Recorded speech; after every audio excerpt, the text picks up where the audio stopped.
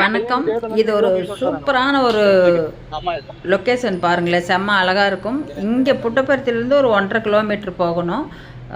எண்ணவிலப்பள்ளி அந்த ஊர் பேர். அங்கே தான் நான் பூனைக்குட்டியை ஹாஸ்பிட்டலுக்கு தூக்கிட்டு போகணும். அந்த இதெல்லாம் காட்டுறாங்க பாரு, இங்கே தான் நான் போகணும். இன்னும் இதை போய் தாண்டி போகணும். மேகம் மழை வந்துருந்துச்சு ஆல்ரெடி. அதுக்கப்புறம் வர்ற மாதிரி இருக்குது பாருங்க மீண்டும். ஆனால் இருந்தாலும் நாங்கள் அந்த வீடியோ எடுக்கிறதுக்காக போனோம். சொல்கிறேன், கடைசியில் சொல்கிற ஒரு டீட்டெயில்ஸும் சொல்கிறேன். வண்டியில் தான் போனது, ஆட்டோ இல்லை. அன்றைக்கி யாரோ வேற ஒருத்தர் கொடுத்துட்டு அப்படி அந்த பையன் ஆட்டோ வந்து அவங்க எங்கேயோ ஊர் போகிறோம்னு சொல்லி கேட்டதுனால ஃப்ரீயாக கொடுத்துருக்கா. அப்படி இந்த ஃபோட்டோ வந்து எடுக்கிறதுக்காகவே ஃபோட்டோனே வர வீடியோ எடுக்கிறதுக்காகவே நாங்கள் இங்கே வந்தோம். அந்த சிவன் இருக்கார் பாருங்க, இது புதுசாக கட்டினது, ஒரு 2-3 வருஷம் இருக்குது அப்படி கட்டி. அதுக்குள்ளே ஆடுகள்லாம் வந்துச்சு. சரி, லொக்கேஷன் சூப்பராக இருக்கும் அப்படின்ட்டு அப்படியே நின்று பாவாடின்னு வண்டியிலே நின்று எடுத்தது இது. அது ஒரு டிஃப்ரெண்ட்டாக நல்லா தெரிஞ்சுது, எனக்கு ரொம்ப சந்தோஷமாக இருந்துச்சு.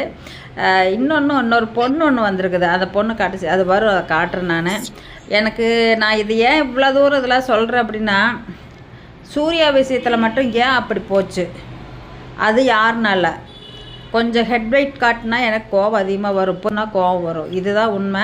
அங்கே பாருங்க, மேகமூட்டம்லாம் இருக்குது. இது சிவாலயத்துக்குள்ளே போய்கிட்டு இருக்கோம்.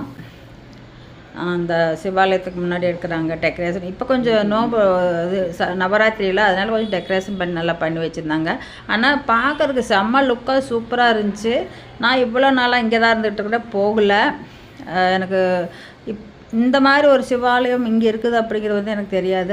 என்னுடைய பையன், இந்த பையன் தான் எனக்கு எல்லாம் A to Z எல்லாமே பார்த்துட்ருக்காரு. இப்போ ஒரு 2 மாதமாக எனக்கு இந்த பையனை அறிமுகப்படுத்தினார் ஒருத்தர்.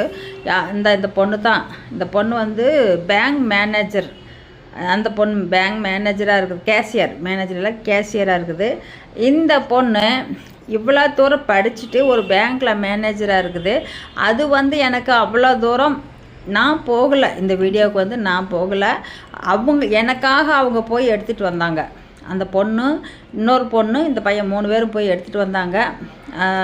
எனக்கு என்னென்னா, எல்லாத்தையும் அதை எப்படி பவச்சிட்டு எல்லாத்தையுமே என் கேரக்டர் இப்படி தான், நீங்கள் இப்படி தான் அப்படின்னு சொல்லி கொஞ்சம் தரக்குறவாக பேசுகிறாங்க. எதுக்கு அவளுக்கு இவ்வளோ தூரம் எனக்காக போய் வீடியோ எடுத்துகிட்டு வரணும் அப்படின்னா எதுக்கு போயிருப்பாங்க நினச்சி பாருங்கள்.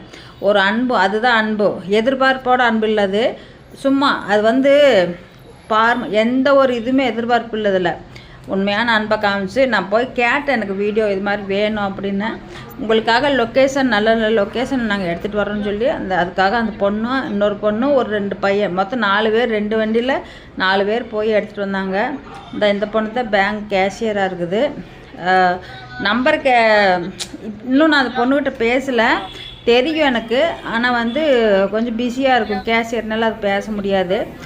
சாயந்தரம் 5 மணிக்கு மேலே வேணால் பேசலாமா அப்படின்னு சொன்னால். அப்படி இதை ஏன் அவ்வளோ தூரம் சொல்கிறேன்னா, இவங்கெல்லாம் படிக்காத படிப்பு நான் எல்லாருமே படிச்சுட்டாங்களா, படித்தேன்னு ஹெட்வைட் காட்டிக்கிட்டு என்னை மன உளைச்சல் பண்ணி ஏன் இவங்கெல்லாம் எனக்கு அவ்வளோ சப்போர்ட் பண்ணுறாங்க. ஒரு ஷார்ட் வீடியோ எடுத்தால் 5000 சொன்னது சூர்யா என்கிட்ட.